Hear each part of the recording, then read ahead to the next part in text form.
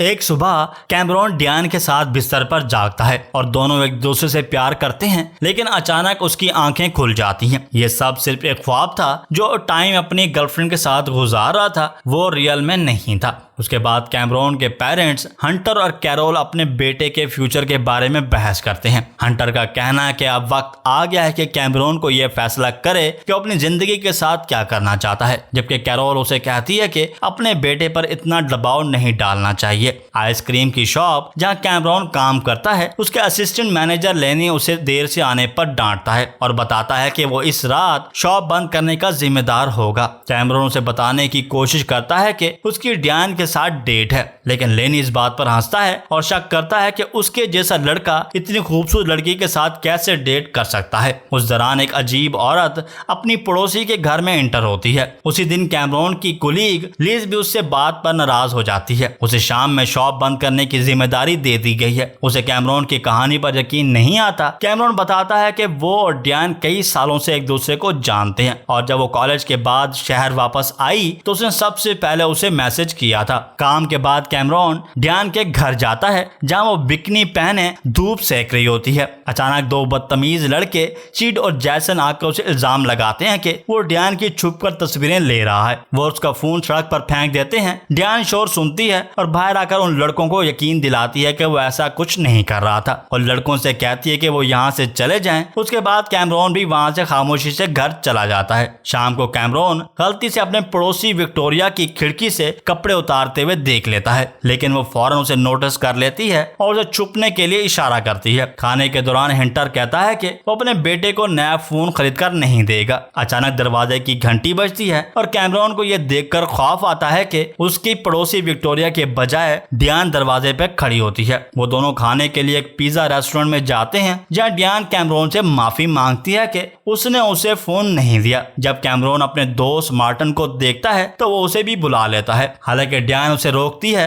Martin डियान को देखकर किसी वजह से शर्मिंदा हो जाता है और वो वहां से चला जाता है। रास्ते में डियान आखिरकार वो वजह बताती है कि मार्टिन ने प्रोम पर उसे छोड़ दिया था। कैमरॉन बहुत हैरान होता है और कहता है कि वो कभी भी इतनी खूबसूरत लड़की को नहीं छोड़ता। अचानक कैमरॉन दोबारा विक्टोरिया को देखता है, इसलिए वो फौरन घर वापस आ जाता है। जब वो अपने कमरे में दौड़ता है तो विक्टोरिया मिस्टीरियस तरीके से उसके रूम में आ जाती है। कैमरॉन फौरन कहता है कि वो आम तौर पर एक बूढ़ी औरत को खिड़की में देखता है। विक्टोरिया कहती है कि कुछ वक्त के लिए इस औरत के घर में रहेगी और कैमरॉन से कहती है कि वो उसकी सजा के तौर पर उसे कुछ दिनों के लिए शहर में घुमाएगा। लड़का जवाब देता है कि उसके पास गाड़ी का इंश्योरेंस नहीं है, लेकिन विक्टोरिया साफ तौर पर कहती है कि ये उसका मसला नहीं है। बाद में कैमरॉन विक्टोरिया को एक ऑफिस की बिल्डिंग में ले जाता है जहां वो उसकी गाड़ी की चाबियां ले लेती है ताकि वो उसे छोड़कर ना चला जाए। सिक्योरिटी गार्ड विक्टोरिया को अंदर जाने देता है और कैमरॉन गाड़ी में उसका इंतजार करने लगता है, लेकिन आधे घंटे बाद उसे थक कर बाहर जाना पड़ता है। अचानक खून से लथपथ गार्ड दरवाजे से बाहर आकर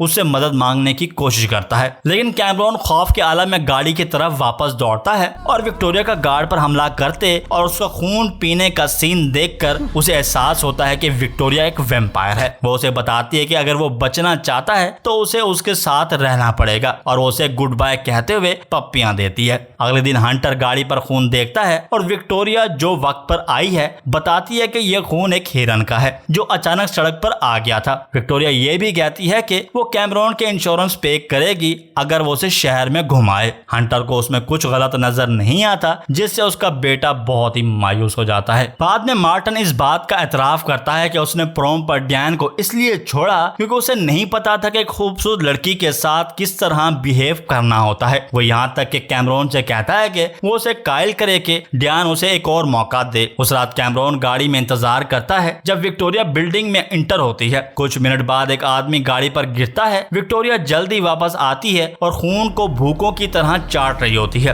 कैमरॉन गाड़ी से खून धोकर वापस घर रवाना होता है। चंद घंटों बाद वैम्पायर अचानक कैमरॉन के बिस्तर में आकर उसके साथ बैठ जाती है और उसे शहर में अपनी मौजूदगी की वजह बताने लगती है। ये बात सामने आती है कि यह औरत 247 साल की है। 1890 में एक दुश्मन वैम्पायर वेम्पायर कबीले ने उसके बॉयफ्रेंड को इसलिए मार डाला क्योंकि वो उनके साथ शामिल होने से इनकार कर रहा था। पिछले 100 सालों में दुश्मन वेम्पायर अमेरिका आ गए हैं। अब विक्टोरिया ने उन्हें तलाश करके बदला लेने के लिए उन्हें मार रही है। कैमरॉन को सुकून मिलता है क्योंकि उसे पता चलता है कि उसकी पड़ोसन वेम्पायर को ही मार रही है, इंसानों को नहीं। अगले दिन मार्टिन कैमरॉन से कहता है कि वो डियान के साथ डेट पर जाए क्योंकि वो बहुत घबराया हुआ है। थोड़ी देर बाद लेनी हैरान होता है जब वो कैमरॉन और डियान को बातें करते देखता है। शाम को विक्टोरिया कहती है कि आज वो अपने आखिरी दुश्मनों में से एक को मारेगी। उसके बाद उसे उनके लीडर को ढूंढना होगा जिसने उसके बॉयफ्रेंड को मारा था। उसके बाद विक्टोरिया को कैमरॉन एक और बिल्डिंग में ले जाता है जहां वो दुश्मन को देखते हैं जो कैमरॉन पर गोली चलाता है, जिससे कैमरॉन जमीन पर गिर जाता है। विक्टोरिया दुश्मन के गर्दन पर हमला करके उसे खत्म कर देती है। उसके बाद कैमरॉन उठकर विक्टोरिया से कहता है कि वो जख्मी नहीं था, वो सिर्फ दुश्मन को बहकाने के लिए नीचे गिरा था।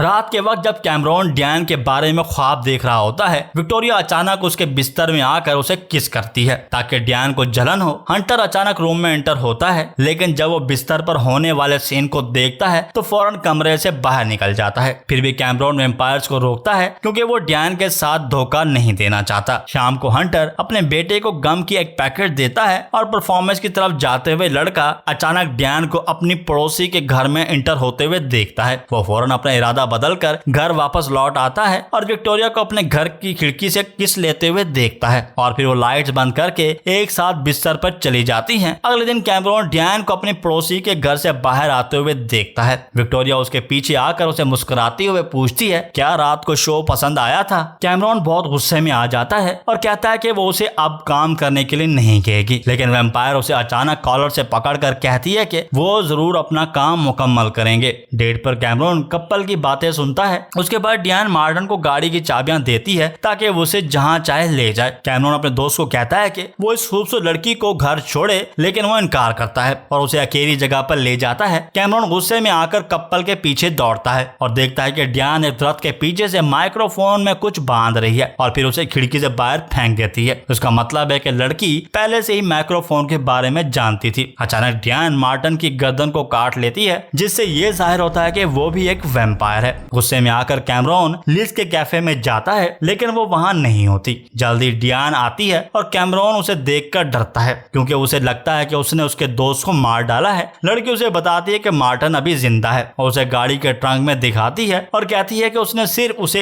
इतना ताकतवर बनाया है ताकि वो प्रोफेशनल बेसबॉल खेल सके। वो ये बात मानती है कि वो कैमरॉन से मोहब्बत करती है और उसे डर था कि वो उसे उसकी हकीकत पता चलने पर खो देगी। डियान अफसोस के साथ कहती है कि वो कई सालों से जिंदा है। उसने जिससे भी मोहब्बत की वो सब बुढ़ापे की वजह से मर गए हैं। वो नहीं चाहती कि ऐसा ही कैमरॉन के साथ हो।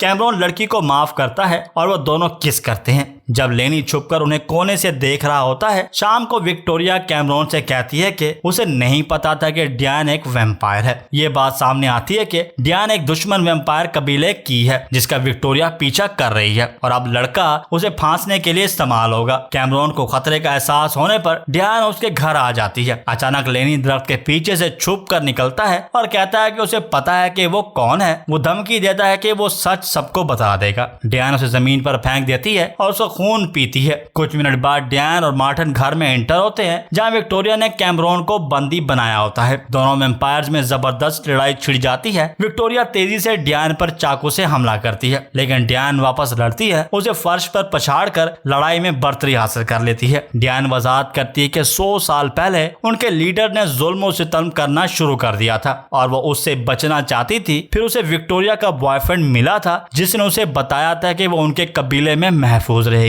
और उसने उसे अपना खून भी दिया था, लेकिन उसके बेरहम लीडर ने इस बात का पता चला लिया था और विक्टोरिया के बॉयफ्रेंड को मार डाला। सच जानने के बाद विक्टोरिया और डियान से माफी मांगती है और दोनों वेम्पायर्स अपने नया कबीला बनाने का फैसला करती हैं। डियान कैमरॉन को गुड बाय कहती है और लेनी जो अब वेम्पायर बन चुका है लिज को कैफे के नए असिस्टेंट मैनेजर बना देता है और दोनों वेम्पायर के साथ निकल पड़ता है। अगले दिन कैमरॉन अपने पेरेंट्स से कहता है कि वो वेम्पायर्स पर किताब लिखना चाहता है। कैफे में वापस आकर कैमरॉन लिज को अपनी हैरत अंगेज कहानी सुनाता है, लेकिन लड़की अपने साथी पर यकीन नहीं करती। फिर भी उसे कैफे में आने देती है और फिल्म यहाँ एंड हो जाती है।